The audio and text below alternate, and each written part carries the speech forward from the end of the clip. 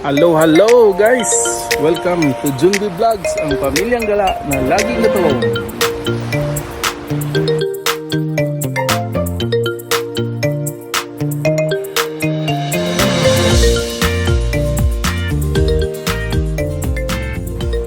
And guys, nandito tayo ngayon sa Castle River. Our second camping of the year. Yan, Castle River. Ganda. Medyo tama lang yung tubig, hindi masyadong malamig. Yan. Yan, ganda. Yan. So, yan yung river. And then yan yung dito lang yung campground, yung site namin. Yan. Yan yung ano ko. So supposedly dito yung site namin dito sa likod ng puno na yan. Pero masyado palang maliit yung site. Kaya sabi nung nakita pala ni Ate Gladys, ang kasamahan namin, masyadong maliit. Masyadong maliit daw sa trailer namin, kaya tapos may pick up, may truck pa, may sasakyan pa, kaya yun, nilipat niya sa harap kasi bakante yung harap. Ang hinahanap ko kasi yung talagang tabing ilog para hindi masyadong, okay lang siya pero hindi siya masyadong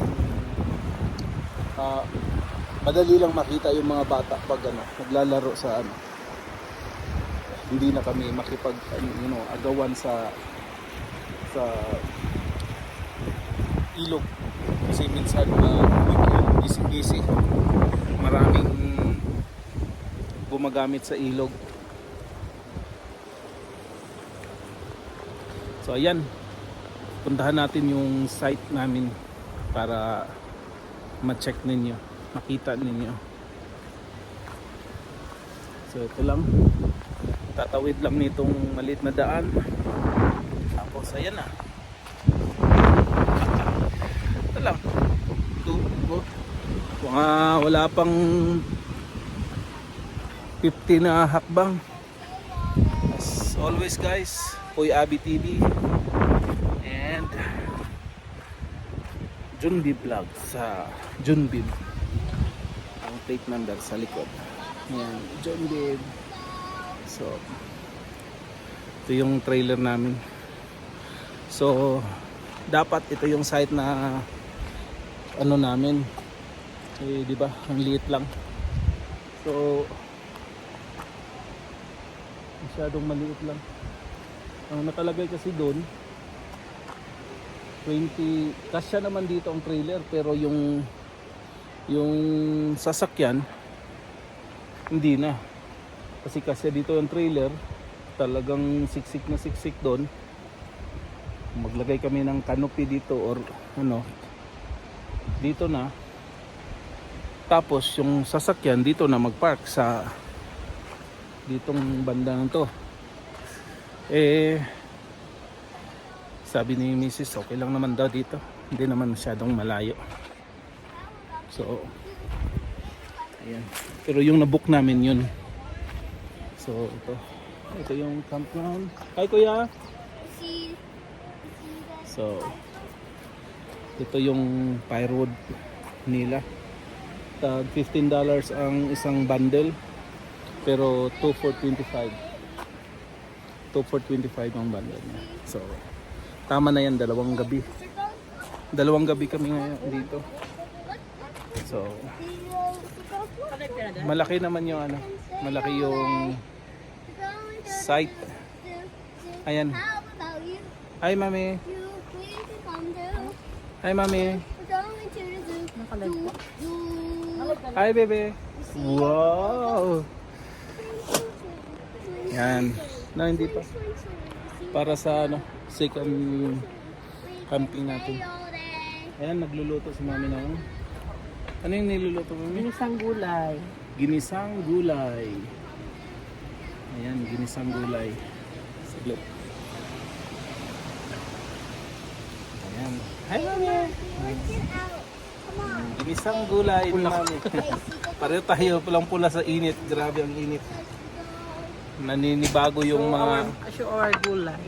Yan yung gulay namin ngayon. Hindi siya pinakpit mo. Hindi siya pinakbit. Ginisang gulay lang daw. Nandito yung chicken. Yeah. So yan. Ginisang. Ginisang gulay. How you doing, Kuya?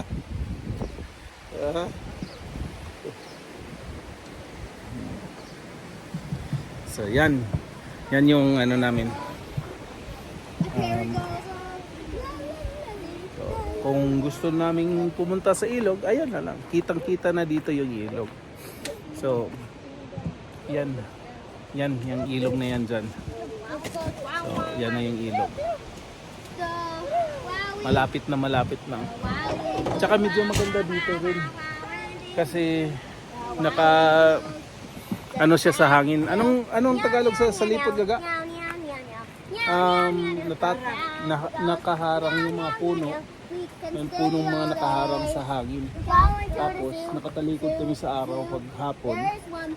So may shade kami dito. Kasi kung doon din kami sa 21, talagang yung araw doon, may puno din naman pero parang nakaharap talaga kami dun sa hangin. So, ayan. So guys, ito yung site namin. Medyo mas malaki siya talaga. Ayan o. Oo. Maliit nga. So, talagang kasyang-kasya lang yung 23 feet na ano. Tapos ano pa yung yan. May kapitbahay dito. Ay, malapit na pala. Oh. So, yan. 22. Tsaka power lang din yung nakuha namin, guys. Wala siyang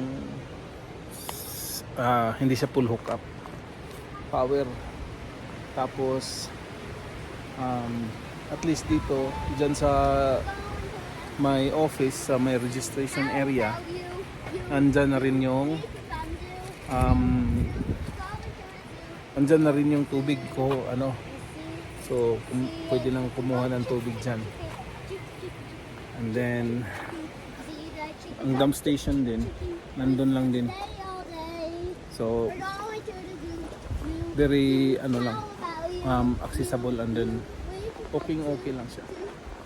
So yan, pwede pang parang naka-enclose pang mga bata, and then kami parang ganda siya, may privacy siya kasi yung shrub at saka mga puno, mga nakapalibot talaga siya, hindi siya so kahit malakas ang hangin, hindi siya dito sa parang sa loob, sa taas lang.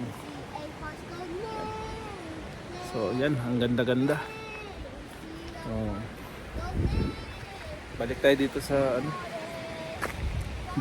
sa ilog. Kasi ang ganda ng ilog. Ayan o. Ayan.